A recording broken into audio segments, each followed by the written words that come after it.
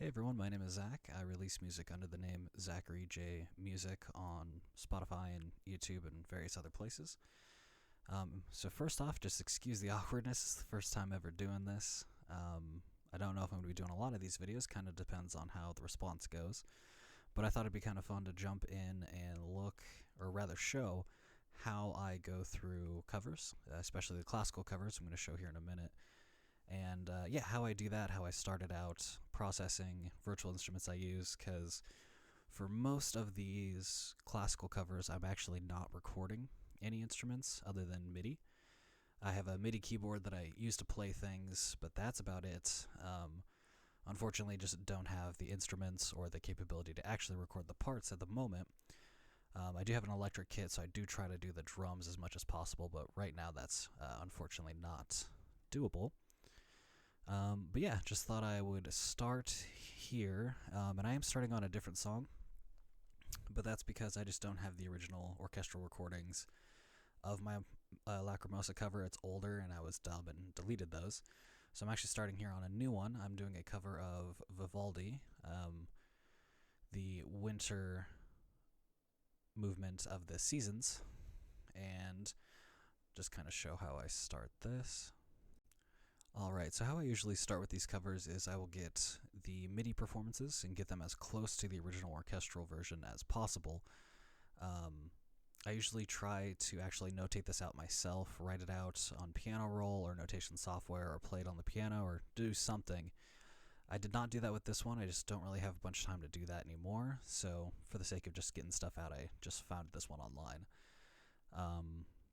I usually try to do my own little spin on things at the orchestration stage, but I think I'm just going to be doing that later down the road now when I'm actually making it more metal. But yeah, let's start here.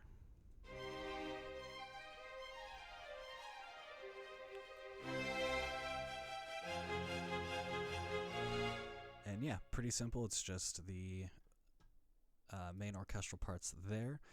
So what I do from here usually is try to pare that down as much as possible. With orchestral music, there is a lot of doubling or even tripling of some parts just to make it sound like that orchestral sound. That doesn't always translate super well into metal, so I try to pare that down to as little parts as possible.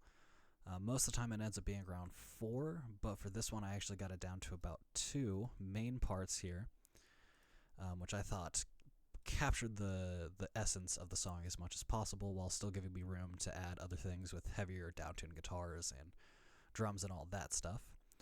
So here's that.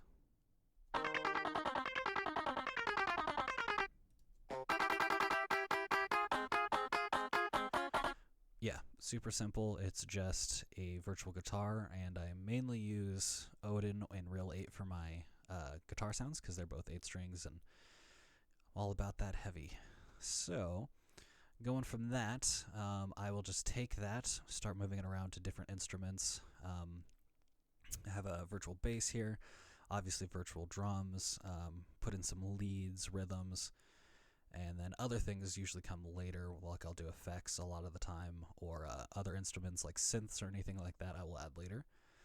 But here is the beginning of this.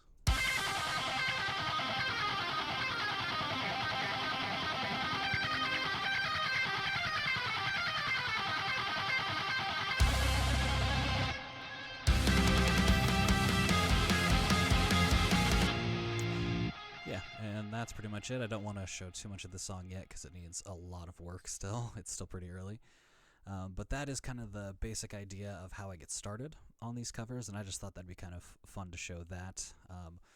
I would have started with the Lacrimosa cover, but again, I accidentally deleted those files because I was dumb in the past, so I don't really have those, and I don't really want to go look for them on the internet because they might not be quite the same, or try to recreate them just because I don't have the time. But yeah, that's the start of that, and then let's move over to the actual Lacrimosa cover. Alright, and here is the Lacrimosa cover. I'll go through this kind of instrument by instrument in some ways, kind of explain why I chose that, what I used to kind of get that sound. And before I get into that, though, for those that don't know, this is actually a remix of one I did a few years back. The old one was okay. Just wasn't quite up to my current standards of mixing, and I'm sure I'll want to do this again in another few years when I get better. But yeah, it just wasn't really as powerful as I wanted it to be, especially in the guitar realm. The guitars were pretty weak on that. The drums didn't sound very good, and the choir was a little too overbearing, in my opinion. But I'll show how I kind of redid those things and where we're currently at. Alright, so getting into the first thing you actually hear in this song is the intro guitar. And so what I used for that is the Music Lab Real 8. It's awesome. It's a really great virtual instrument. I chose the Berry tuning because it's just a slightly different tone, at least to my ears. That could be crazy. And then I used the hammer-on and legato macros. And if you want me to get into the nitty-gritty, nerdy stuff of that, let me know and I can make another video. Otherwise, this video is going to be 3 hours long, and I don't want to do that. I'm also just using the single-tracked guitar here. There's a double and quadruple-tracked option, which is really, really awesome for rhythms and stuff like that and like really big leads, but didn't feel like it needed it for this one. So we'll start with that, actually with no effects. And yeah, very simple little opening line. It's actually taking the chords from the original, breaking them up, and just making it more guitar. And here it is with the effects soloed. I'm using Archetype Bossy. I have a limiter on here, and that just kind of changed the tone a little bit again. I could be doing this wrong, which probably disclaimer now is I am not professional in mixing. I just kind of do what sounds right and just go for it. So yeah. And I have an EQ, just cutting out the lows here because I thought the tone was solid enough out of the amp sim. And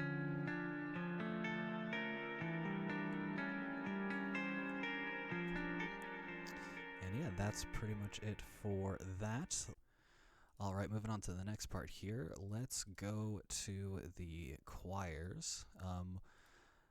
Yeah, so when I first started this, I actually started with the choir parts, so this is actually the closest to that original orchestral MIDI performances that I did have, and we'll show those real quick.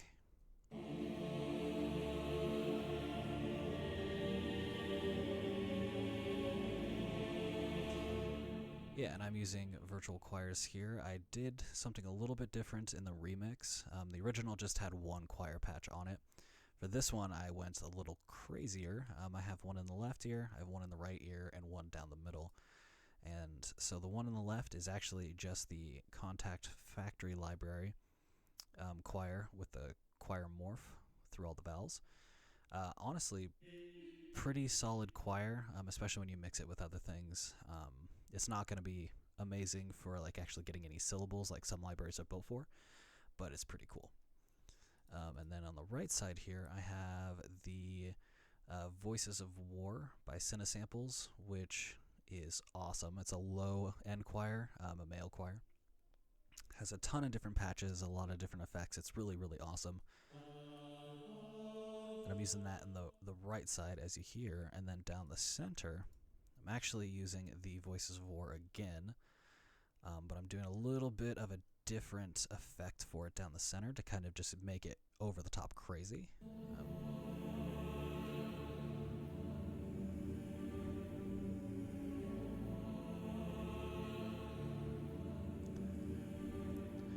And you can probably hear it doesn't keep up with the actual vowel morphing like the other ones do quite as well, but that was almost on purpose just to give it that overbearing, really dark sound that you really feel when you're hearing it on a really good speaker system or in the car. Alright, moving on from the choir, the next thing we'll get into is the organ sounds, and for the organs, I'm actually using one of these stock church organ samples from Studio One,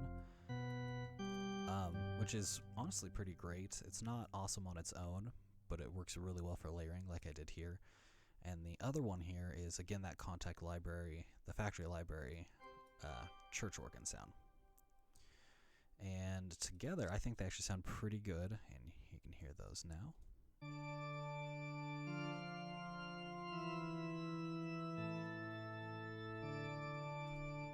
And then when you layer those up with the choirs, I think it actually really fills it in really nicely.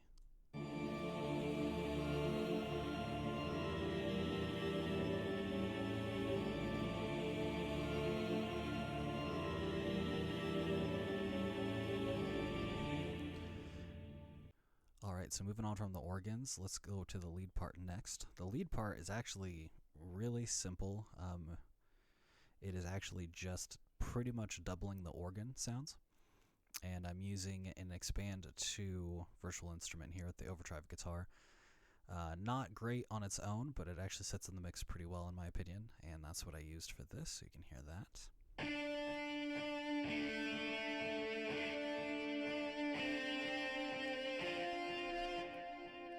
And then with the organs,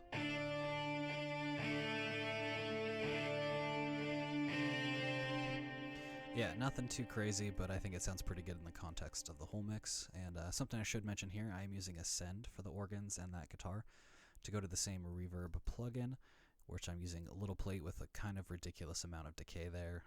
I wanted it to sound just huge, so that's what I used there.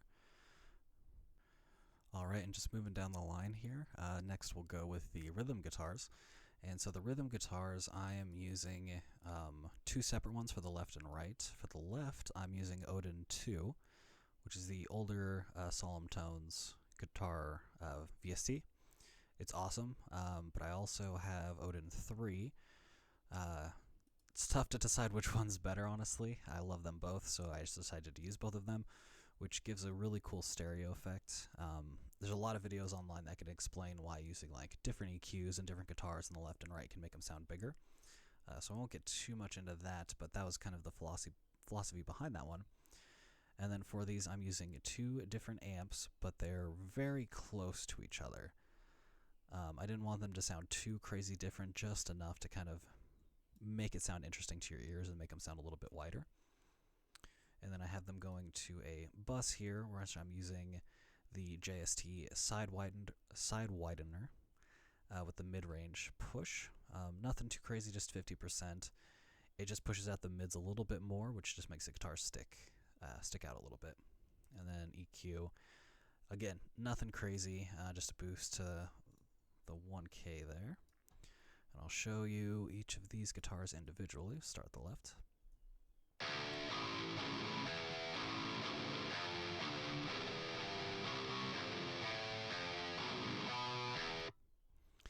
And yeah, nothing too crazy going on there.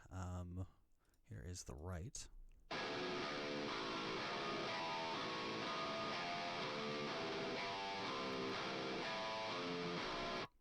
And these two parts are matched. They do play the exact same notes, but here they are together.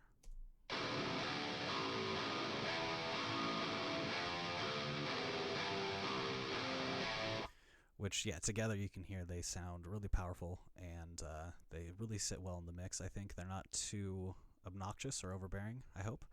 And yeah, they really filled in the sound. And then going to the next one here, I'll just loop in the Loki bass is what I use by Solemn Tones as well.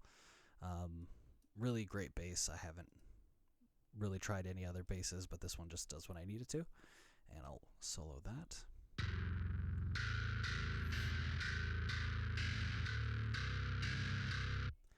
And for processing on this one, I'm using Bass Professor Mark II by Sonic Anomaly.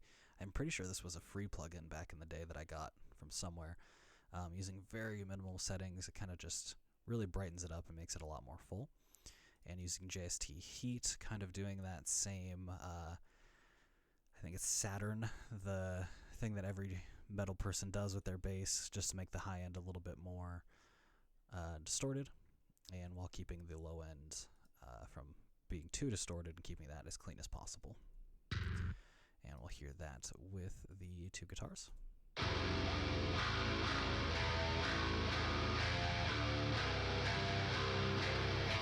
And I try to make my bass sit a little bit lower in the mix. It just feels like sometimes it could be a little too overbearing, especially with the low-tuned guitars, and these are pretty low-tuned. So yeah, that is what I'm doing there. Alright, so moving on to the next thing here is the drums. And for the intro, I thought it'd be kind of fun to do a little bit of a more unique rhythm. So I do have an extra drum instrument here, which is the Mixwave Gojira, but it is only playing rim sounds, not playing anything else for this song. But here is that. pretty simple. It just made this main rhythm and the main drums a little bit more interesting.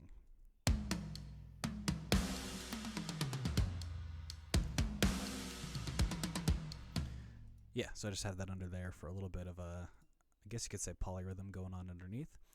And then for the actual main drums, I actually used Gojira on the original cover of this.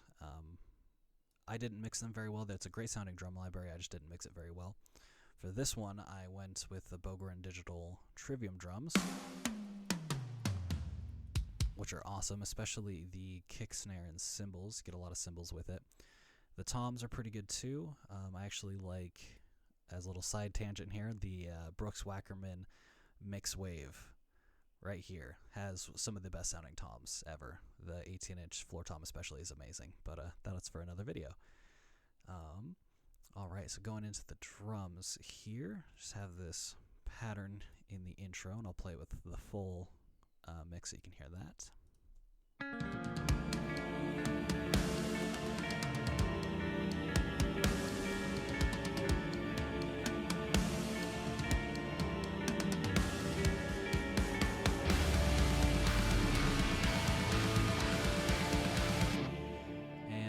For the actual drum mixing, I didn't do anything super crazy.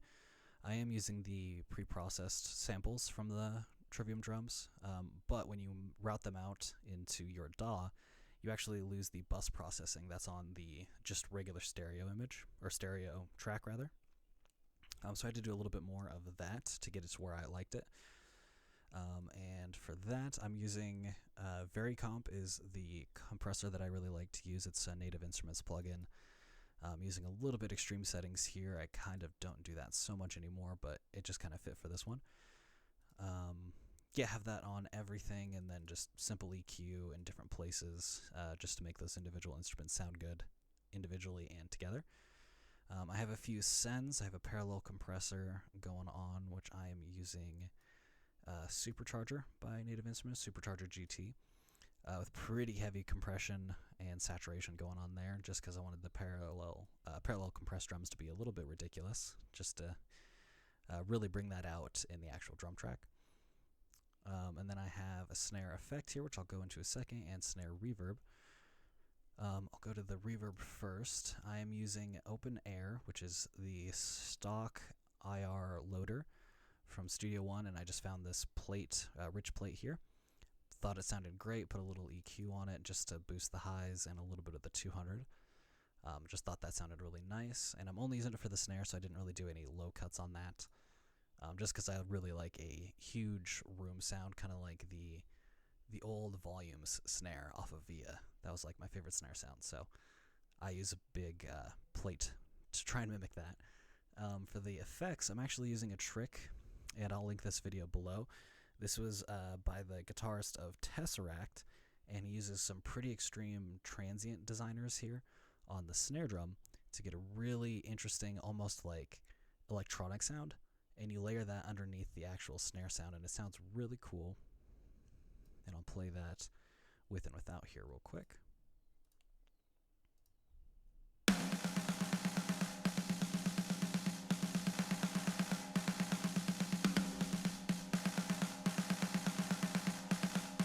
And then I'll also show you how the reverb sounds. So this is without the reverb.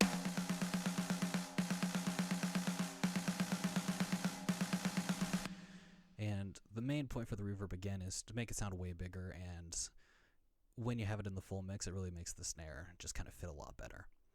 And then I do have some pretty heavy processing going on the master bus here. I have a transient master, which is a Native Instruments. Not doing a crazy amount, and I'm using the smooth setting here, and attacks at 30.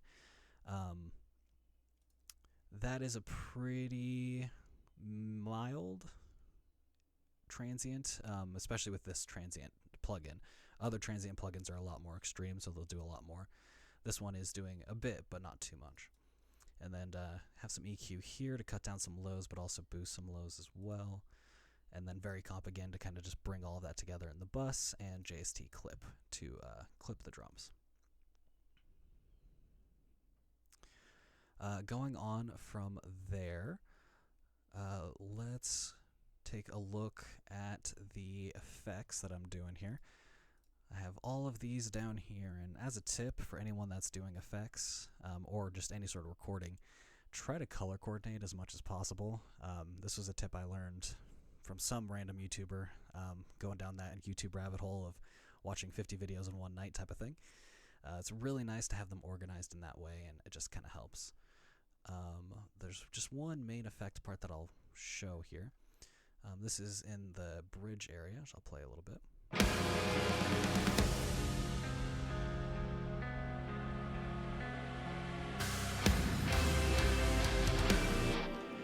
And that didn't exist in the original cover. It was just pretty much silent there before. And what I have going on here, I'll just play the effects, is there's like a boom sound, there's reverse sounds, and impact sounds here.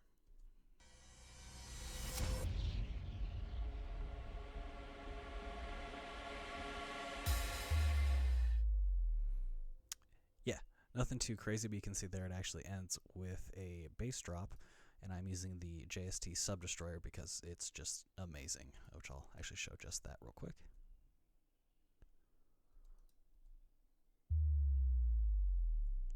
It just gives you the perfect bass drop. Alright, let's move into the final steps here. We're going to look at the pre and post processing. Basically just like that overall mix processing and the master portion. Usually you do the master portion in a separate project file, but since I'm doing this all in here, just thought I'd do it here.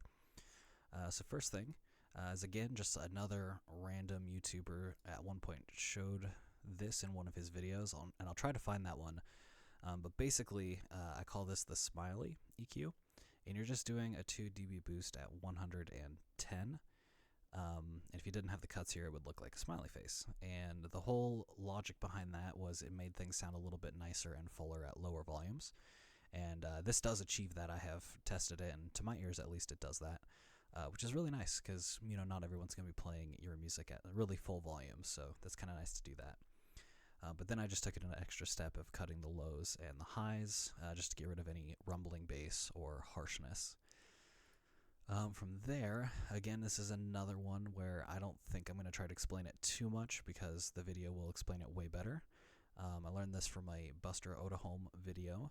If you don't know who he is, go check him out. He's probably just like the best mixer master in the metal scene right now. But yeah, this is the OTT, upwards and downwards compression. I don't have it doing too much. It's at 25% depth, and cutting a little bit of that out. And then, yeah, the downward 30 and upward 100%. You can go up to 200, I believe. Yeah, I try not to make this go too hard because it is such a powerful plugin, and I'll show you how much it does here in a second. Last thing here is Quadracom. This is actually mainly used for mastering, obviously, but I'm using it pretty light, except for the compressions, a little heavier. We got a transient vitalizer and equalizer, and then this punch option, which just makes all the transients across the whole mix just kind of fit a little bit better and really just kind of mesh, and yeah, just makes it feel a little bit better.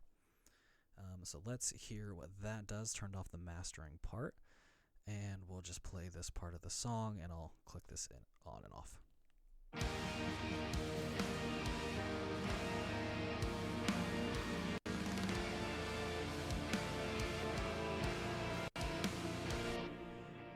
Yeah, and you can probably hear there it cleans up the low end, gives it a little bit more highs and presence, and yeah, just does a lot for the whole mix there. Alright, let's move on to the mastering process. Alright, and the last step here is the post or mastering process. Again, you'd probably do this in a separate file more normally, but since I did everything in here for the whole cover, just thought I'd keep it in here. First thing here is the Mixwave Benson. Not crazy settings on this, I just wanted a little bit more of that like console saturation that you can get from this. It's really nice, kind of smooths things out and makes it feel a little bit fuller. The next thing is Fresh Air by Slate Digital. Again, not too much here. I don't really like to do too much processing on the master, but this is really nice to just kind of boost up those highs and give it a little bit more clean presence without it being annoying. And the last step here is Ozone. Probably most people use this plugin now. Nothing too crazy. Just running EQ, imaging, another EQ, and a maximizer here. I learned in a video a long time ago from the guy from Fortiori, I believe is how you pronounce it. In the old version of Ozone, there was these guidelines. There was a pink guideline that worked really well, and you wanted to try to follow that as much as possible to just make things sound good for this genre of music. I don't believe this one has it. I haven't jumped in too much since I just kind of know where it is now. But that is kind of my whole mastering philosophy, is try to follow that pink line. And I'll show you that in a second here in the spectrum analyzer. And then for the imaging, I actually try to make the bass more mono, so I'm actually going in the reverse, and then just stepping up incrementally from there, getting into the mids, high mids, and the highs. And a little bit more dynamic EQ just to cut out some problem frequencies that I was finding here in the whole mix. And then the maximizer, which I don't do crazy amount of boost because I just feel like it's just a little too much sometimes. You kind of lose some of those transients and some of that dynamic portion of your mix. Just have that out as a -7 and then a -1 ceiling. And then something I tried for this, I don't usually do soft clipping, but I kind of like how it sounded on this, so I kept it. You could probably find videos that would explain soft clipping a little bit better than I could. But yeah, I just kind of liked what it did for that overall sound. You could probably hear my dog in the background there. All right, going on, here's the spectrum meter, which I'll play the music show you.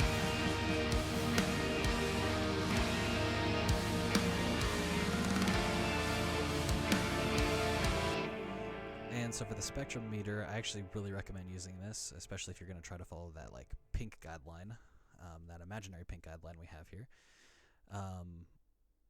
It's really nice just to kind of see your whole spectrum and see what's going well there.